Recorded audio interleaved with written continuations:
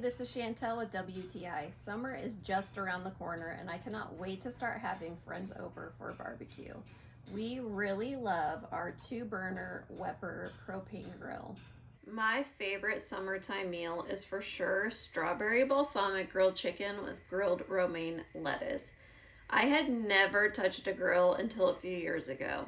I left that to my husband, but since getting the Weber and having to deal with making dinner every night during the pandemic, I started to use it regularly and it was so easy. It always seemed intimidating, but it was actually really enjoyable.